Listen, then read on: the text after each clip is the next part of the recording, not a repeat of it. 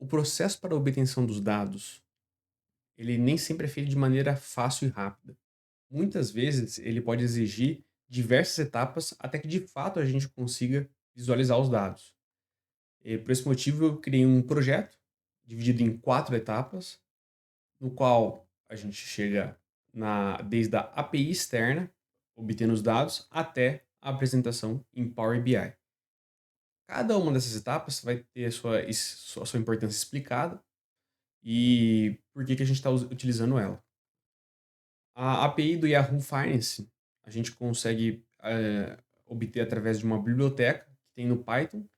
Então, todo esse processo será feito em Python e através desses dados que a gente consegue do Yahoo Finance, que ele possui as informações das empresas de capital aberto, eu vou pegar eles através dessa biblioteca do Python e tratar eles com PySpark.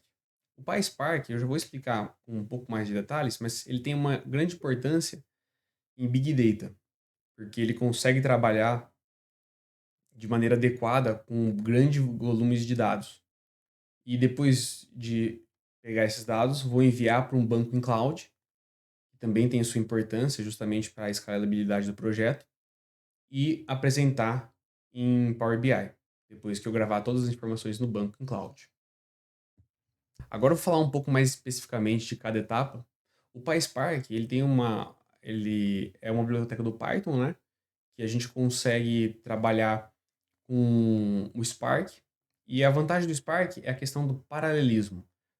Por exemplo, de maneira bem sucinta, imagine que geralmente os CPUs hoje têm mais de um núcleo, ou seja, eles conseguem trabalhar com várias tarefas ao mesmo tempo, ou mais de uma pelo menos. Então, imaginando que você tenha dois núcleos, você consegue trabalhar com dois processos, tarefas, né, diferentes ao mesmo tempo. Então, o que que o PySpark faz? Ele divide um processo de obtenção dos dados, tratamento, enfim, em vários bloquinhos, e esses bloquinhos são enviados para cada núcleo. É como se fosse, analogamente, a duas pessoas trabalhando no mesmo projeto, só que com pedaços diferentes daquela tarefa. Então, a vantagem do PySpark é esse. Ele consegue trabalhar com dados em grande volume muito melhor do que se não estiver utilizando ele. Justamente porque ele divide essas tarefas em partes. Então, para Big Data, ele é ótimo. Por isso que eu estou utilizando ele. Também estou utilizando o banco em cloud. O banco em cloud ele tem algumas vantagens em relação à escalabilidade e flexibilidade. Então, por exemplo, imagine que hoje você tem que assim, de maneira bem simples, o banco em cloud ele é basicamente um servidor físico, só que ele não está na sua casa.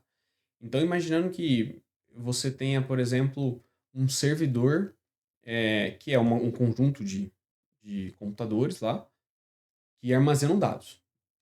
E aí você está armazenando os dados da sua empresa, por exemplo.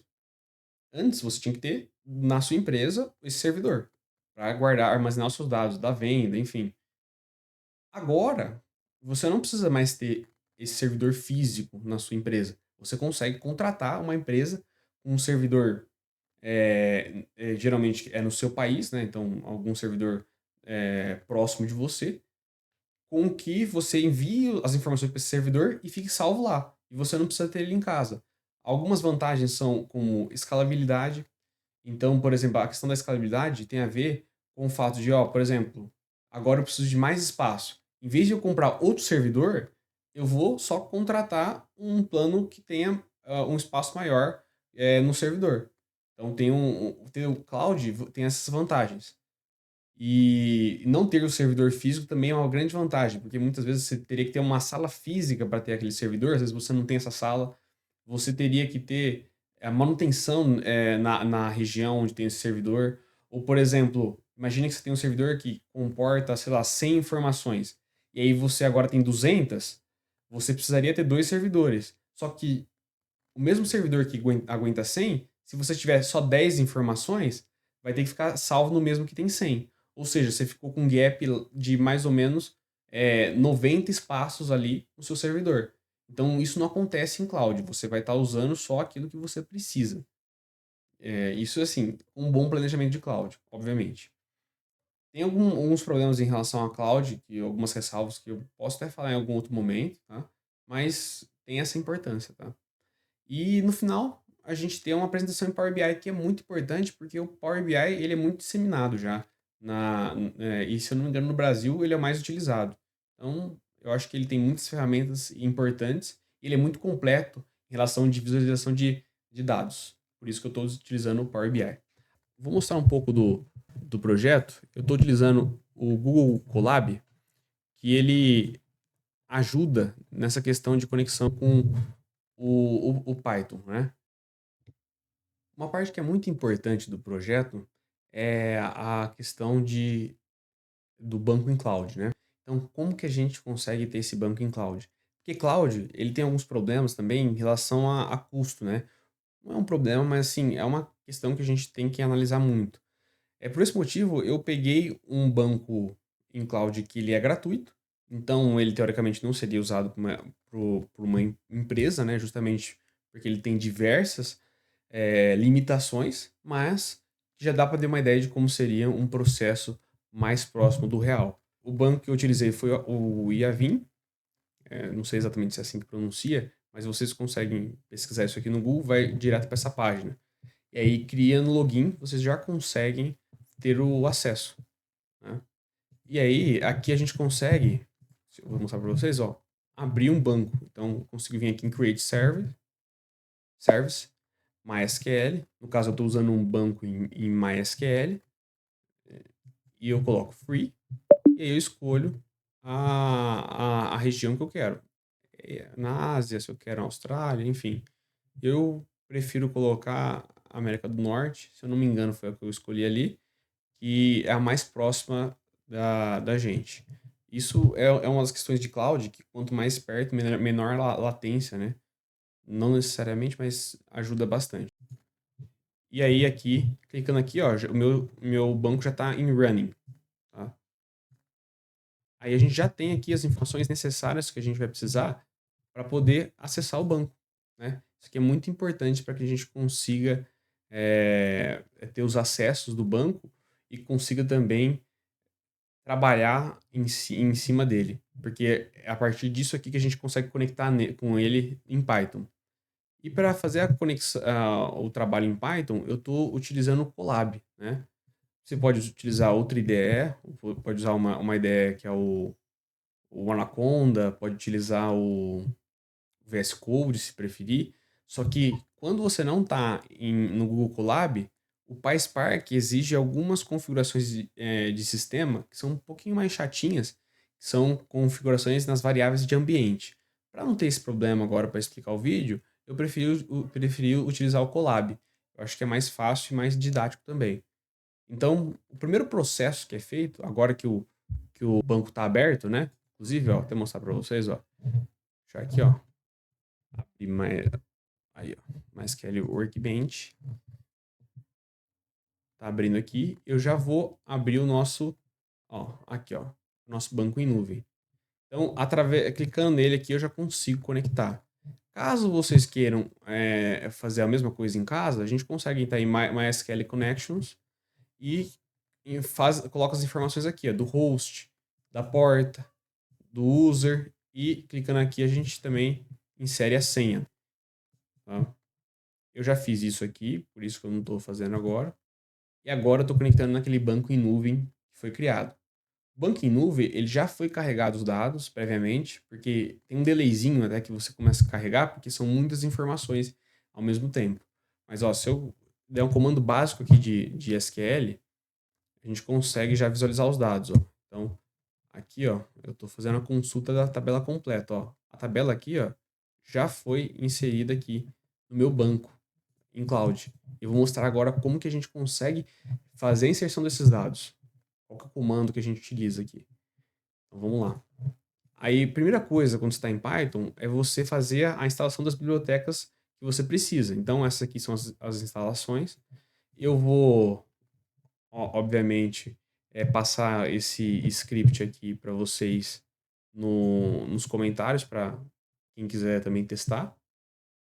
E só algumas ressalvas que vai ter coisa que vai ter que mudar, porque o banco que você estiver fazendo a manipulação vai ser outro banco, não vai ser o banco que eu criei agora. Então, e aqui eu importei. Então, depois de baixar de instalar todas as bibliotecas, eu importei elas para o nosso código. Importação das bibliotecas feitas, a gente precisa inicializar o Spark. O Spark ele tem alguns processos de inicialização que não são tão simples assim, então tem que dar uma estudadinha à parte, fica muito longo para um vídeo só. Mas aqui a gente já consegue ter uma ideia de como que é feito. Depois, no próximo passo, eu faço a obtenção dos dados do Pandas. O que acontece? Os dados do Pandas não, no Python, a gente primeiro tem que utilizar uma biblioteca chamada Pandas, porque ele se comunica com o iFinance, né? Que é a biblioteca que importa os dados da API externa. Então aqui eu estou importando os dados da API externa, então todas as informações que eu quero. Tô pegando os dados de um período de um ano, mais ou menos, aqui. Um ano não, na verdade, foi do dia 2024, 1 do 1, até 10 do 11 de 2025, tá? Inclusive, não sei se todo mundo sabe, mas esse aqui é o formato de data que a gente tem em banco de dados, né, em programação, que é o formato americano, né? E é o que a maioria quando a gente está tratando do tipo date, é assim que é o formato, tá? Por isso que ele está nesse formato aqui, tá? E aí, depois da extração, a gente consegue já até visualizar aqui, ó, os dados, as colunas, bonitinho. Depois disso, a gente precisa fazer, então, beleza, obtive os dados. Já salvei aqui num data frame Spark. Agora que eu já estou com ele salvo em Spark, eu posso exportar ele. Então, posso exportar ele para Excel, posso exportar ele para Parquet. E Parquet é interessante, eu já vou explicar por quê. Porque o Parquet, ele é um formato também de Big Data. Quando você tem um formato de CSV, ele não é tão rápido em fazer o processo como o Parquet. Então, muitas vezes você quer trabalhar com dados, você utiliza Parquet. Para Big Data ele é muito bom. Então, é um tipo de extensão que ajuda a gente. Eu coloquei esses dois modelos aqui, eu nem vou utilizar eles aqui no projeto, mas muita gente gosta às vezes de visualizar ele em CSV, quer dizer, lá no próprio Excel, aqui ó, o XLSX já é o formato Excel, a gente consegue visualizar eles em Excel bonitinho, e o Parquet já fica difícil visualizar, mas a gente consegue também ter acesso a ele. E para Big Data ele é muito bom. Depois disso, a gente vai colocar as informações que tem lá no Evin para a gente conseguir comunicar com o banco. Porque imagina, antes de colocar os dados no banco em cloud, a gente tem que criar uma tabela naquele banco em nuvem. Então, eu primeiro tenho que conectar no meu Evin, que é o meu banco em cloud. Eu crio a tabela nesse banco em cloud, que é esse comando aqui. É um comando bem simples aqui de SQL para criar tabelas.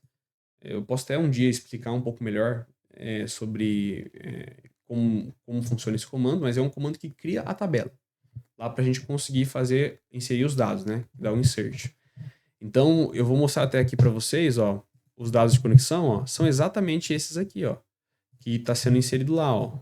Eu literalmente peguei e copiei os dados ali, ó. Copiei aqui. Opa. Tá tudo certinho aqui. Então, estão todos os dados copiados.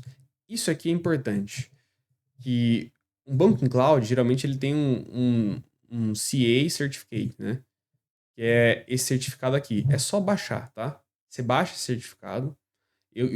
Esse, como é do meu banco, não vai funcionar para vocês. Então, teria que ser um certificado de vocês. Você faz o download aqui e coloca numa pasta aqui do próprio Colab. Então, por exemplo, eu coloquei ó, no Content Exportação CAPEN. Então, eu baixei lá, fiz o download aqui, fiz o download, e depois do download, eu vim aqui, cliquei em exportação, como que é? Exportação, ó, opa, aqui dá um drive. Exportação, ó, tá aqui, ó, CAPEN.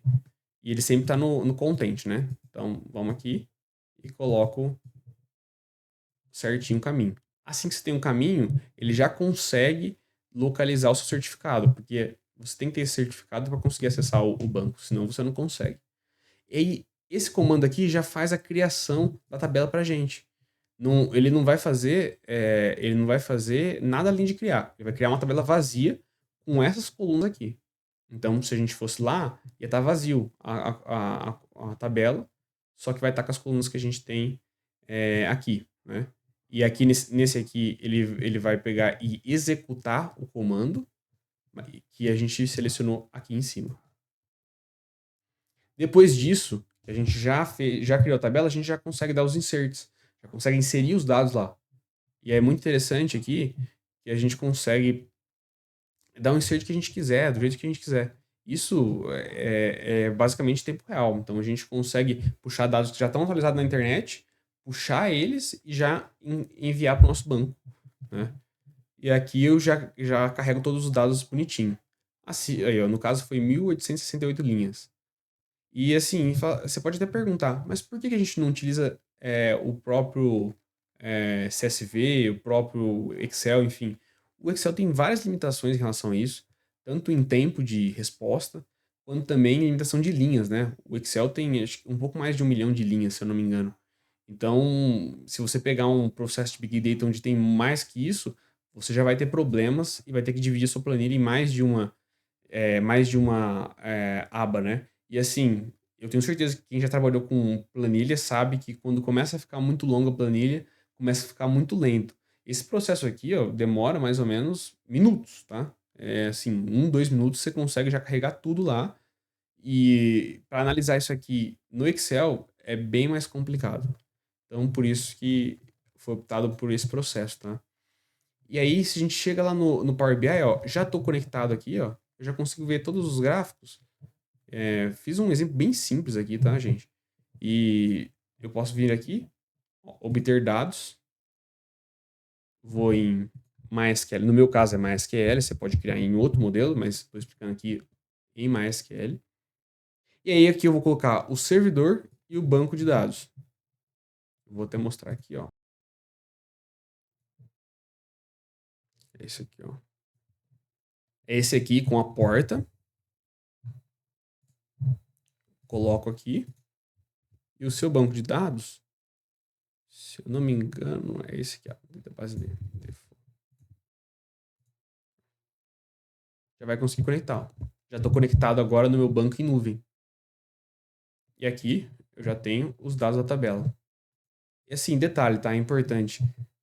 Se você for fazer isso em casa, você tem que prestar atenção que você vai estar trabalhando com um banco que é o seu. Então, esses dados que eu estou inserindo são um banco de cloud meu, que eu criei. Inclusive, quando tiver postado o vídeo, já vai estar fora do ar. Então, não vai conseguir fazer a mesma conexão.